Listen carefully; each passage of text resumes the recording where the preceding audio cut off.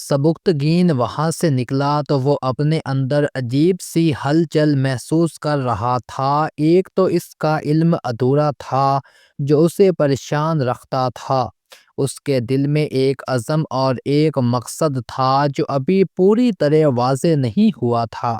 اب اس لڑکی نے اس کے ایسے جذبات کو بیدار اور مشتعل کر دیا جن کے متعلق اسے علم ہی نہیں تھا کہ اس کے اندر موجود ہیں۔ اس پر خمار طاری ہوتا گیا۔ اسے صرف اپنی ماں کے جسم کا لمس یاد تھا جس کے ساتھ لگ کر وہ سکون کی نیند سویا کرتا تھا۔ نیند نہ آتی تو سکون ایسا ملتا جو اس کی رخ میں اتر جاتا تھا۔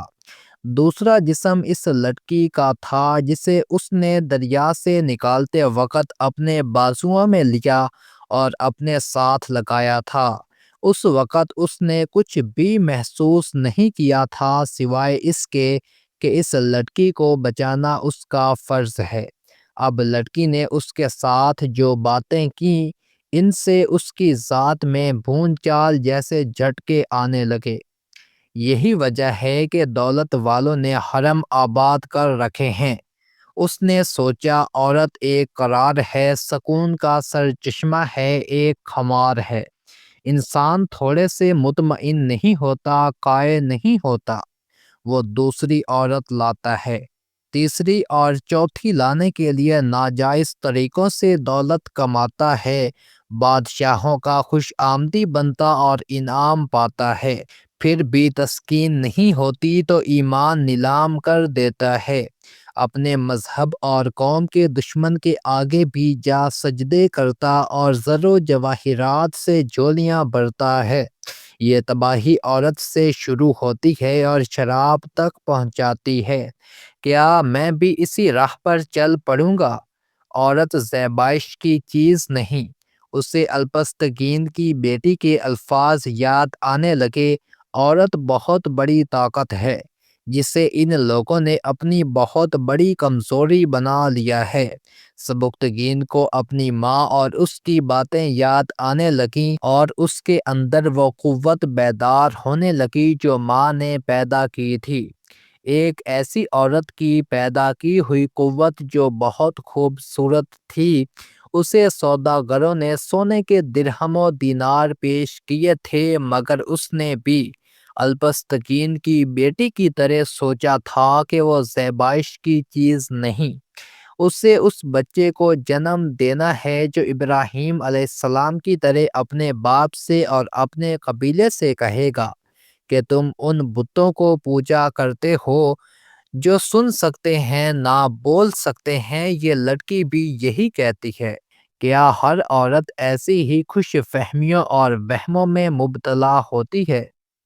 نوشیروان عادل کو ایک عورت نے ہی جنم دیا تھا۔ سبکتگین کے اندر سے یہ آواز اٹھی۔ یہ آواز اس کے استاد کی تھی جو چھوٹی سی مسجد کا امام تھا۔ اس میں اس کی ماں اور اس کے باپ کی آوازیں بھی شامل تھیں۔ یہ اس کے بچپن کی آوازیں تھیں، یہ تعلیم و تربیت کی آوازیں تھیں۔ عورت کو تفریح اور عیاشی کا ذریعہ بنا لو تو طارق بن زیاد، محمد بن قاسم اور نوشیروان پیدا نہیں ہوتے۔ وہ سر جھکائے ہوئے انہی خیالوں میں گم چلا جا رہا تھا۔ اس نے اپنے گھوڑے کی باگ پکڑ رکھی تھی اور گھوڑے کے آگے آگے پیدل جا رہا تھا۔ لڑکی اس کے دل پر غالب آتی چلی جا رہی تھی۔ وہ محسوس کر رہا تھا کہ لڑکی بہت خوبصورت ہے اور وہ اسے پھر بھی ملے گا، ضرور ملے گا۔ اوئے ٹھہرو! علم و عشق کی جھیل میں کسی کی بھاری آواز کا پتھر آن گرا۔ اس نے رک کر دیکھا۔ لڑکی کا منگیتر بڑی تیزی سے آ رہا تھا۔ سبکتگین کے پاس آ کر رک گیا۔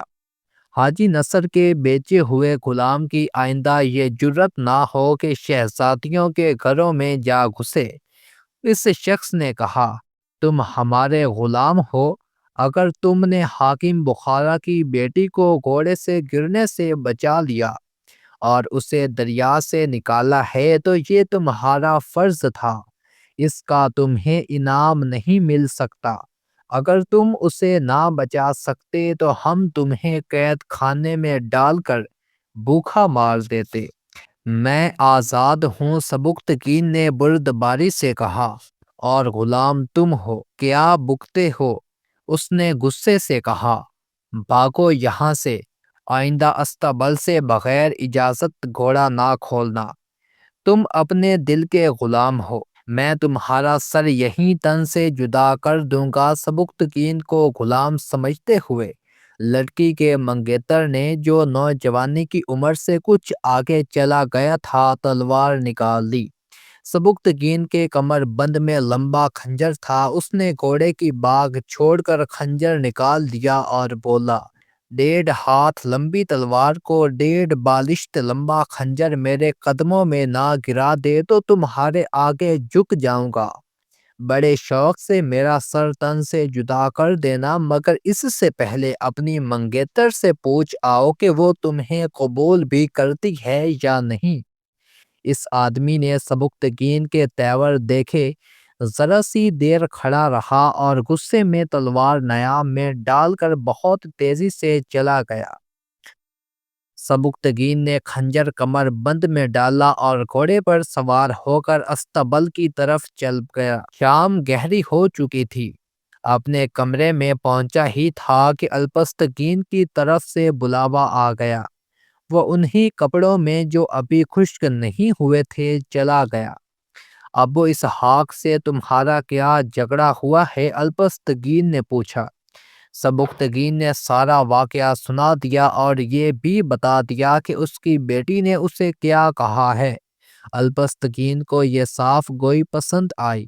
اپنی بیٹی کا ہاتھ میرے ہاتھ میں نہ دیں، سبکتگین نے کہا، میری کوئی حیثیت نہیں، مگر اپنی بیٹی کی شادی اس آدمی کے ساتھ کرنے کی غلطی بھی نہ کریں۔ الپستگین گہری سوچ میں کھو گیا۔ کچھ دیر بعد اس نے سر اٹھا کر کہا، تم جاؤ سبکتگین، اگر آپ ناراض ہیں تو میں معافی نہیں مانگوں گا۔ سبکتگین نے کہا، میں نے کوئی گناہ نہیں کیا، میں جھوٹ جیسے گناہ کا بھی مرتکب نہیں ہوا۔ الپستگین نے مسکرا کر اشارہ کیا کہ چلے جاؤ۔ دوسری شام الپستگین کی بیٹی حسب معمول گھوڑا سواری کے لیے نکل گئی۔ سبکتگین بھی استبل سے گھوڑا لے کر دریا کی طرف نکل گیا۔ دو گھوڑے دور دور تھے، مختلف سمتوں کو جا رہے تھے، مگر دور دریا کے کنارے جا کر ان کے رخ ایک دوسرے کی طرف ہو گئے۔ پھر وہ اکٹھے ہو گئے، رک گئے، سوار اترے اور دریا کے کنارے بیٹھ گئے۔ وہ مجھے ملا تھا، لڑکی نے اپنے منگیتر کے متعلق بتایا۔ بہت غصے میں تھا، کہنے لگا، میں فوج کا کماندار ہوں اور تم اس غلام سے کہتی رہی ہو کہ تم نے مجھے قبول نہیں کیا۔ میں نے اسے صاف بتا دیا کہ میں نے اپنے باپ کے حکم کا احترام کرتے ہوئے اسے قبول کیا ہے۔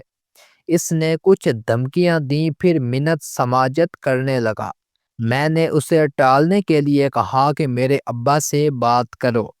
رات ابا نے مجھے الگ بٹھا کر کہا کہ سبکتگین نے مجھے ساری بات بتا دی ہے۔ انہوں نے تمہاری صاف گوئی اور بے باکی کی بہت تعریف کی۔ میں نے انہیں بتا دیا کہ یہ منگیتر مجھے پسند نہیں، یہ اچھا آدمی ہے۔ معلوم ہوا ہے کہ آج دن کو کسی وقت اس کی اور ابا جی کی باتیں ہوئی ہیں۔ سبکتگین اس لڑکی کو بہت غور سے دیکھتا رہا، جو اسی جیسی جوان تھی، کل سے زیادہ خوبصورت لگ رہی تھی۔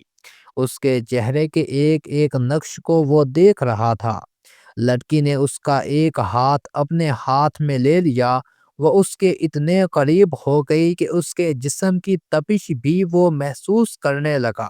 پھر اس نے اس کی سانسوں کی بھی تپش محسوس کی۔ اس کا اپنا دل اتنی زور زور سے دھڑک رہا تھا کہ اسے اس کی آواز سنائی دے رہی تھی۔ میری ماں تمہاری طرح خوبصورت تھی، سبکتگین نے کہا۔ تمہارا بیٹا بھی یہی کہا کرے گا، لڑکی نے کہا اور ہنس پڑی۔ سورج دریا کے دوسرے کنارے کی چٹان کی اوٹ میں چھپ گیا۔ پھر شام گہری ہونے لگی اور دریا کے اس کنارے بیٹھے ہوئے دو سائے ایک سایہ بن گئے۔ دریا کی لہروں کا جل ترنگ اور زیادہ پرسوز ہو گیا۔ ایک مہینہ گزر گیا۔ سبکتگین الپستگین کے دل میں اتنا اتر گیا تھا کہ اس کا معتمد خاص اور مشیر خاص بن گیا۔ الپستگین نے اسے اپنا ایک منصوبہ ان الفاظ میں بتا دیا تھا: مسلم قوم کا شراسہ بکھر گیا ہے، قوم ریاستوں اور چھوٹے چھوٹے ملکوں میں بٹ گئی ہے۔ کفار انہیں عیاشیوں کا عادی بنا کر انہیں ایک دوسرے کا دشمن بنا رہے ہیں۔ خلافت جو قوم کے مرکز کی علامت تھی، ایک برائے نام منصب بن کر رہ گئی ہے۔ ہمارا حکمران عبد الملک ہے۔ اس کی زندگی میں ہی اس کی گدی کے امیدوار اور ان کے حامی سالار آپس میں لڑنے لگے ہیں۔ میرا ارادہ یہ ہے کہ عبد الملک کے مرنے کے بعد اس کے کمسن بیٹے کو تخت پر بٹھا دوں، مگر اس کا بڑا بیٹا امیر منصور ایسا ہونے نہیں دے گا۔ میں اس صورت میں منصور کا تختہ الٹ کر وہاں غزنی میں اپنی خود مختار حکومت قائم کر دوں گا۔ آپ کی فوج جو بخارا میں ہے آپ کا ساتھ دے گی؟ سبکتگین نے پوچھا۔ سالار عبد الملک سے نالاں ہیں، الپستگین نے جواب دیا۔ اس کی نسبت وہ میرا حکم ماننے میں خوشی محسوس کرتے ہیں۔ میرا ارادہ یہ ہے کہ غزنی کو مرکز بنا کر ارد گرد کی مسلمان ریاستوں کو متحد کر لوں اور کفار کے خلاف جہاد کا آغاز کر دیا جائے۔ اگر ہم نے ایسا نہ کیا تو وہ وقت دور نہیں جب اسلام کی حکمرانی جو ٹکڑوں میں بٹی ہوئی ہے، ٹکڑا ٹکڑا غائب ہونے لگے گی۔ معلوم ہوا ہے کہ ہندوستان کے حکمران جو مہاراجے کہلاتے ہیں، درہ خیبر کے راستے ہم پر حملے کے لیے پر تول رہے ہیں۔